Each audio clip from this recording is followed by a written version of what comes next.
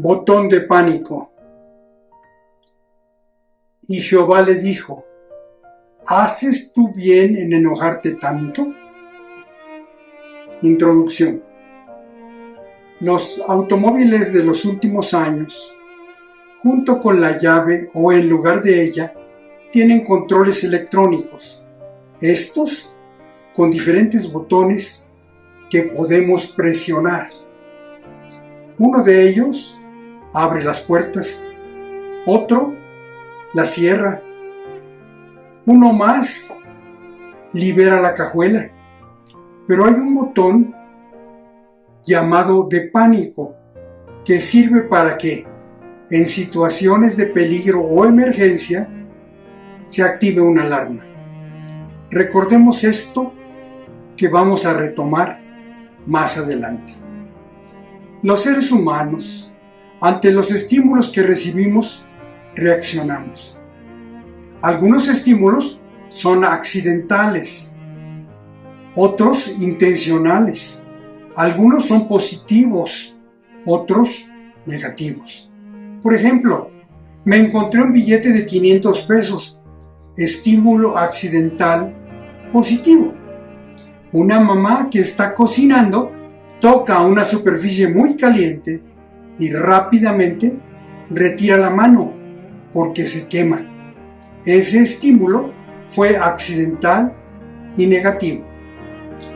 Puede haber estímulos intencionales y positivos, como la felicitación que nos hace sentir contentos, pero también hay estímulos intencionales negativos, como el bullying, de los cuales por nuestra naturaleza humana quisiéramos desquitarnos.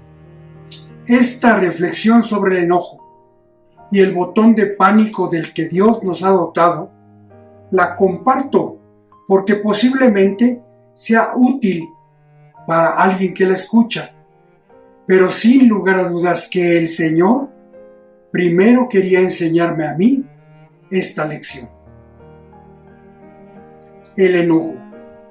Esta palabra viene del latín inodiare, que también generó la palabra odiar, que es rechazar algo con fuerza o asco.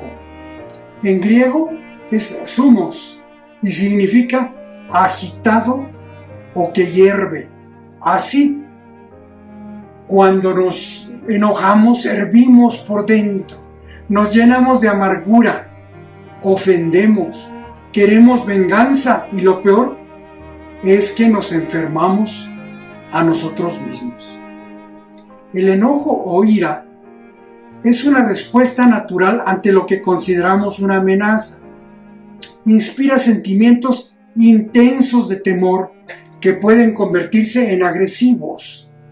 La ira es una fuerza que puede llevar al pecado, a las ofensas, a la violencia, y que se expresa de dos maneras. Una, explotando y causando daños, pues el que fácilmente se enoja hará locuras. Y así vemos a algunas personas que parecen un volcán, explotan, hacen locuras, levantan pleitos, destruyen relaciones y pecan. Pues como dice el proverbista, el hombre iracundo levanta contiendas y el furioso muchas veces peca. Pero hay otra forma de ira, la implosión, o sea, todo ese enojo que va hacia nuestro interior, como dijera Jeremías de Sión: mira, oh Jehová, estoy atribulada, mis entrañas hierven, mi corazón se trastorna dentro de mí. Esta genera ansiedad y propicia la depresión. Altera tus relaciones, afecta tu pensamiento y tus hábitos y trae problemas físicos. Dios y el enojo. Jehová hace una pregunta a Jonás, pero que es aplicable a cada uno de nosotros. ¿Haces tú bien en enojarte tanto?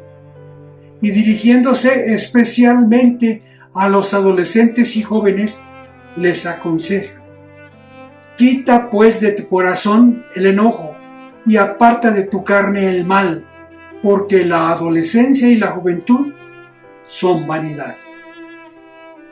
La Biblia está llena de ejemplos de enojo que nosotros podemos aprovechar para no copiarlos.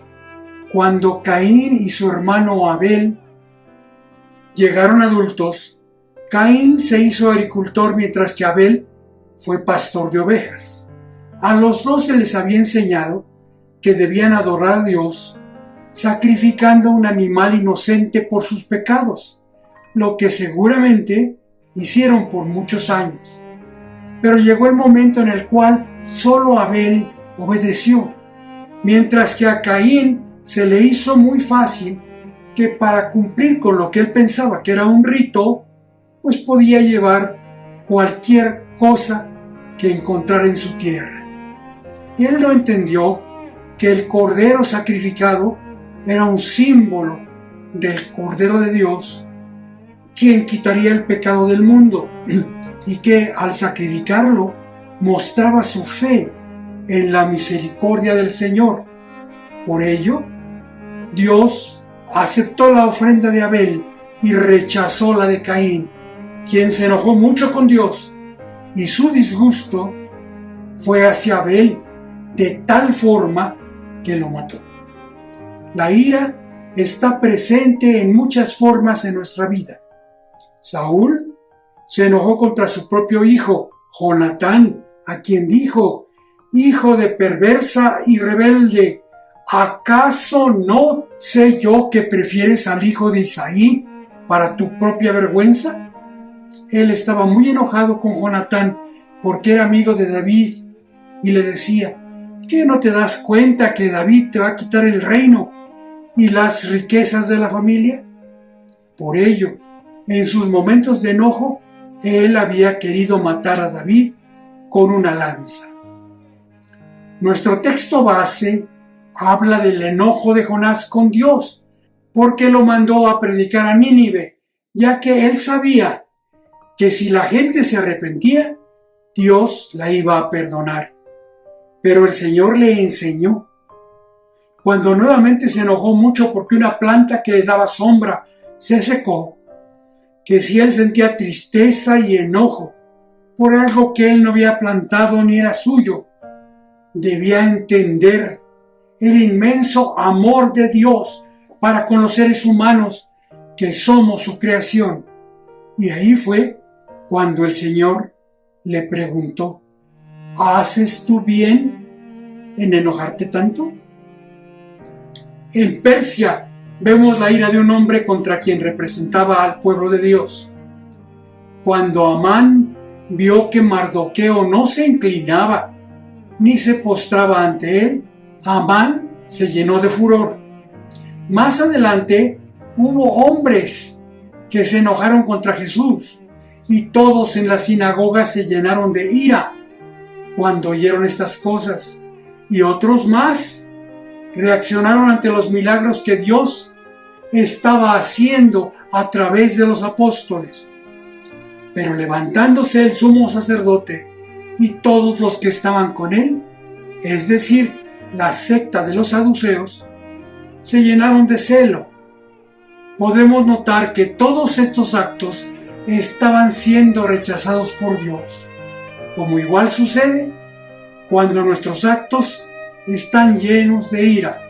Dios los rechaza porque la ira del hombre no obra la justicia de Dios. Origen del enojo. Dios ha dicho: airaos, pero no pequéis, no se ponga el sol sobre vuestro enojo. Es interesante analizar este versículo, pues he escuchado a algunos hermanos que lo toman como un permiso de Dios para enojarse. La palabra airaos significa que a toda acción le corresponde una reacción, y airaos es la reacción de dolor a un estímulo externo, es decir, es automática. pero eso no nos autoriza a pecar. La ira es la más violenta de las emociones humanas. Causa daño como lo haría la broca de un taladro penetrando nuestra carne. Por eso dice Dios, no dejes que tu enojo dure ni un día, porque sus consecuencias te harán mucho daño, te amargarán.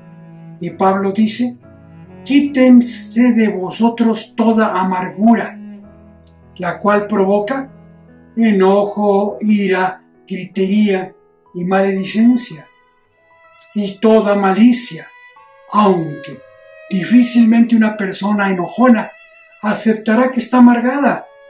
Las heridas del alma suelen ser la fuente de muchos pecados. Para justificar el enojo, hay quien dice, me enojo porque no me entienden. Otros justifican su enojo diciendo, estoy enfermo o ya estoy viejo. Yo me pongo de genio cuando tengo hambre. Y algunos más lo hacen como un hábito, porque a través de la vida han encontrado que así consiguen lo que quieren. En tanto, hay quienes se enojan porque tienen miedo de no tener la razón, y así quieren mostrar que son muy fuertes. Otros más dicen, si no estoy enojado, solo hablo golpeado, porque así soy yo, queriendo engañar a los demás cuando están llenos de amargura. Mi cuerpo y el enojo. Cuando me enojo, se tensan mis mandíbulas. Siento una especie de fuego justo encima del estómago. Se acelera mi respiración para provocar que mi corazón bombee con más intensidad y mi cara se congestiona. Mis extremidades se endurecen listas para la acción, aunque ello puede provocar contracturas y dolores musculares. Libero noradrenalina, hormona que aumenta la presión arterial y el ritmo cardíaco, y dopamina, que aumenta mi energía, al mismo tiempo que glutamato, que es un neurotransmisor que regula sistemas motores sensitivos y cognitivos, desempeñando un papel primordial en la plasticidad sináptica, que es el proceso de aprendizaje neurobiológico que, en base de la capacidad que tiene el cerebro para recuperarse, reestructurarse y adaptarse a nuevas situaciones, crea y fortalece hábitos para nuestra vida, haciendo más sencillo que entre más te enojes, más propenso estés a enojarte más adelante y con más intensidad. Te sucederá como al alcohólico que la primera vez se sintió muy alegre con una copa, pero gradualmente, para producir el mismo efecto, necesitó más y más hasta que llegó a necesitar de una botella en su buró cada mañana. Al mismo tiempo se da en mi cuerpo una disminución de los niveles de serotonina, lo cual me entristece y a mediano plazo me puede llevar a la depresión. Y produzco vasopresina, que primero responde irrigando sangre a todo el organismo, pero después hace más angostos los conductos del aparato circulatorio para que se sienta menos dolor en caso de heridas, con lo cual altera el equilibrio natural del cuerpo y desequilibra el sistema inmunológico, lo que hace más fácil que me enferme. La mente y el enojo. Una de las estructuras más importantes del sistema límbico es la amígdala cerebral, encargada de controlar las emociones y respuestas instintivas ante el miedo y el estrés, la cual, ante la ira, inicia un proceso emotivo en forma inmediata, 300 milisegundos. Sin embargo, cuando se produce enojo, la sangre inunda la corteza frontal, lo cual nubla el pensamiento racional. Por ello, la ira nos lleva a meternos en pleitos y a pecar. El hombre iracundo levanta contiendas y el furioso muchas veces peca. Nos lleva a ser rechazados y a la soledad. No te entremetas con el iracundo, ni te acompañes con el hombre de enojos. El cristiano y su ira. Cuando una persona acepta a Cristo, su personalidad y conducta cambian y principia un proceso que la Biblia llama santificación y que dura toda nuestra vida. Así que al cristiano el Espíritu Santo le enseña a reaccionar ante el enojo de una manera diferente. Pues como Jesús lo explicó, la gravedad de este pecado es muy alta. Oísteis que fue dicho a los antiguos, no matarás, y cualquiera que matare será culpable de juicio. Pero yo os digo que cualquiera que se enoje contra su hermano será culpable de juicio, y cualquiera que diga necio a su hermano será culpable ante el concilio, y cualquiera que le diga fatuo quedará expuesto al infierno de fuego. ¿Por qué? Jesús dijo que el enojo era tan penado como el homicidio. Muy sencillo. Cuando un hombre está dominado por la ira contra su prójimo, quisiera pegarle, y si tuviera un cuchillo o una pistola en su mano, posiblemente lo mataría, pues el espíritu del homicidio y el de la ira es el mismo. Por eso nos dice, deja la ira, abandona el enojo, no te excites en manera alguna a hacer lo malo. Entonces, si mi naturaleza humana me lleva a enojarme, pero ya he aceptado a Cristo y quiero vivir como a Él le gusta, ¿qué debo hacer? Lo primero es reconocer que Cristo murió por mí, pero además de eso, también debo aceptar que yo morí con Él. Con Cristo estoy juntamente crucificado, y ya no vivo yo, mas vive Cristo en mí.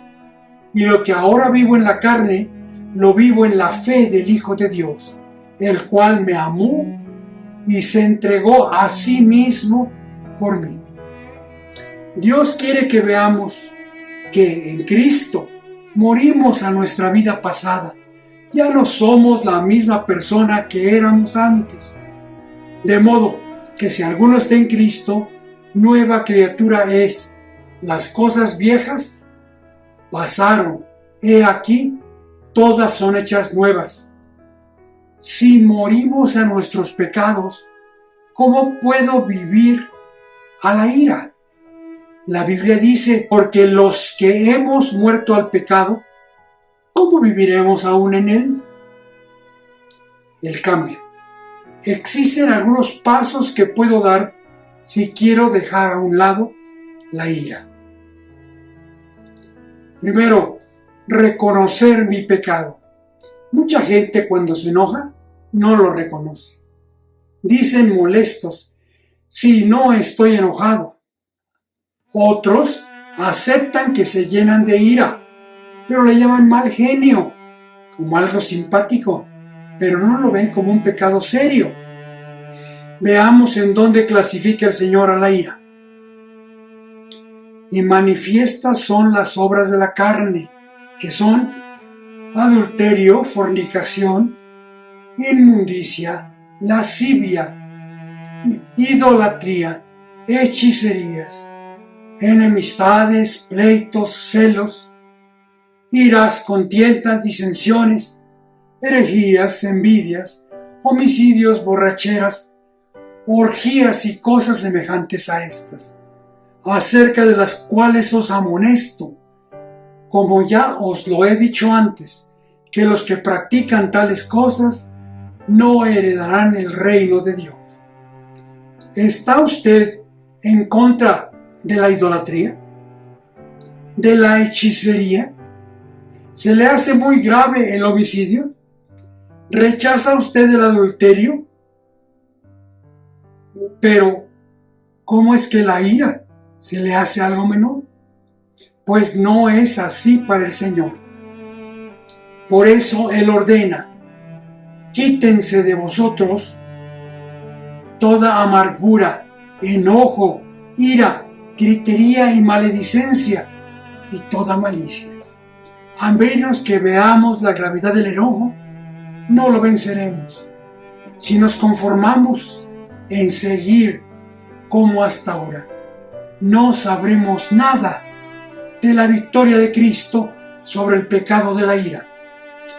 Él está de nuestro lado y nos dice: no os venguéis vosotros mismos, amados míos, sino dejad lugar a la ira de Dios, porque escrito está: mía es la venganza, yo pagaré, dice el Señor.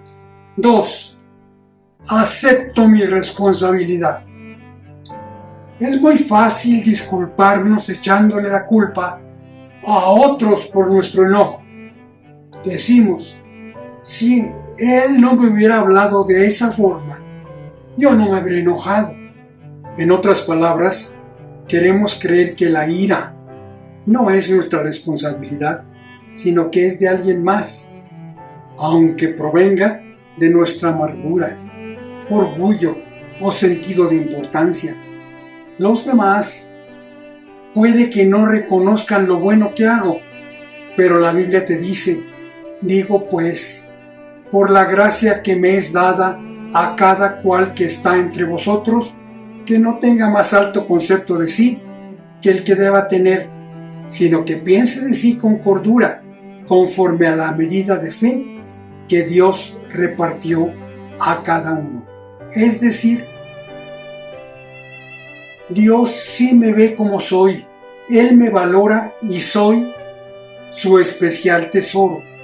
Así que, si bien no soy responsable de lo que pasa afuera, de lo que los demás hacen, sí soy responsable de cómo reacciono, y nadie puede hacer que yo pierda el control, excepto yo mismo. Cuando acepté al Señor, elegí quién gobernaría mi vida: Cristo o mi antiguo yo, y he tomado mi decisión. Así también vosotros consideraos muertos al pecado, pero vivos para Dios en Cristo Jesús, Señor nuestro. Pero si le he dado a Cristo el derecho de dirigir mi vida, Él dijo: si alguno quiere venir en pos de mí, niéguese a sí mismo, tome su cruz cada día y sígame. Tomar mi cruz significa escoger la voluntad de Dios en lugar de la mía. No insisto en salirme con la mía. Acepto el plan de Dios. El mundo dice: preocúpate por ti mismo, pero Jesús dice: niégate a ti mismo. Nunca podremos controlar nuestro temperamento a menos que le entreguemos a Dios nuestra voluntad. Cristo controla mis reacciones. Soy una nueva criatura.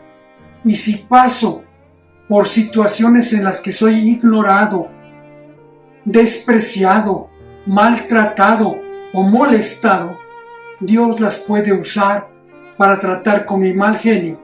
Su propósito es que aprenda a tener paciencia y a permitir gozoso que Dios haga lo que quiere en mi vida, lo cual siempre será glorioso. En cualquier situación que el Señor disponga para mí, puedo decir: Señor, acepto todo esto de ti y te doy gracias por ello. Quiero aprender a comportarme como Cristo quiere. No te apresures en tu espíritu a enojarte, porque el enojo reposa en el seno de los necios, sino por el contrario exhorta: quítese de vosotros toda amargura, enojo, ira, gritería y maledicencia y toda malicia. Antes, sed benignos unos con otros, misericordiosos, perdonándoos unos a otros, como Dios también os perdonó a vosotros en Cristo. 4. Uso las herramientas del Señor. Él ya me ha dado dominio propio, porque no nos ha dado Dios espíritu de cobardía, sino de poder, de amor y de dominio propio. Pues así, cada vez que yo controle mi ira, me será más fácil hacerlo la vez siguiente.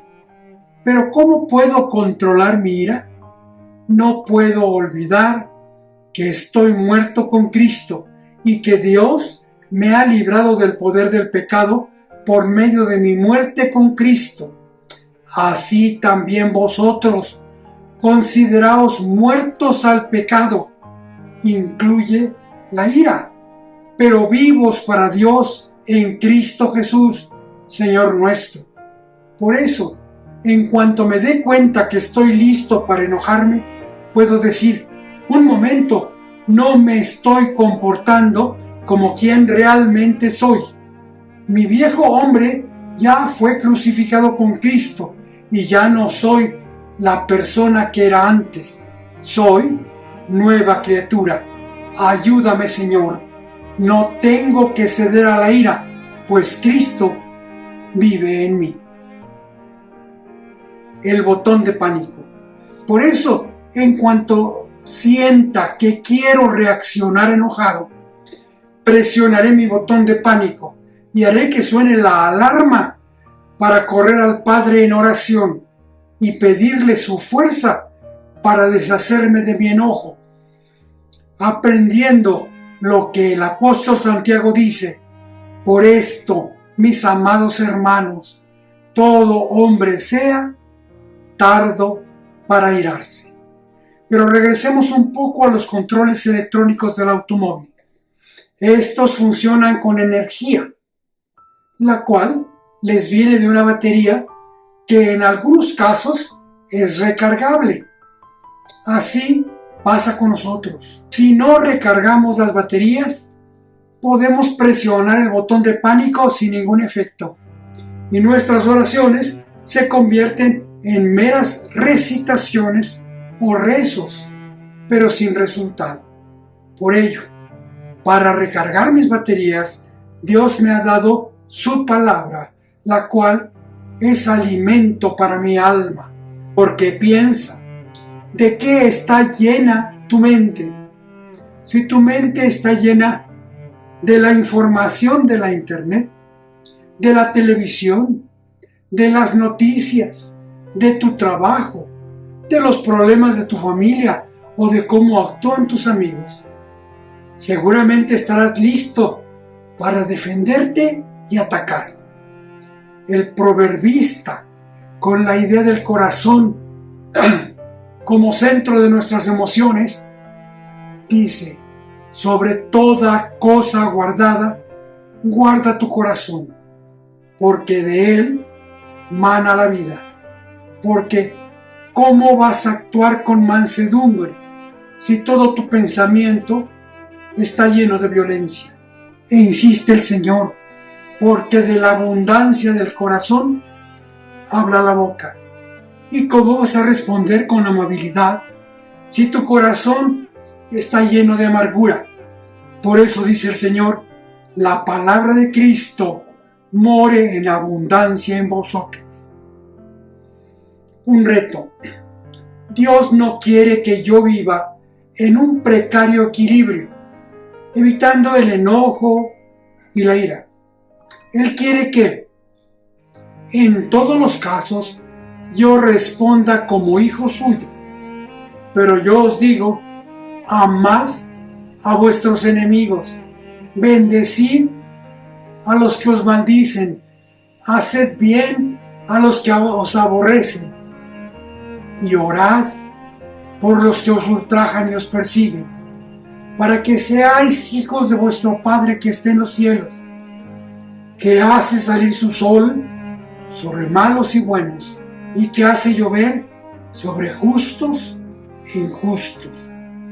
Dios nos invita a que instalemos el botón de pánico de la oración en nuestra vida y lo usemos en cuanto veamos que nos vamos a enojar, a que recarguemos nuestra mente y corazón con su palabra santa y a que llevemos su amor y no nuestro enojo a aquellos que nos rodean, para que podamos dar testimonio que en nosotros mora el amor de Dios.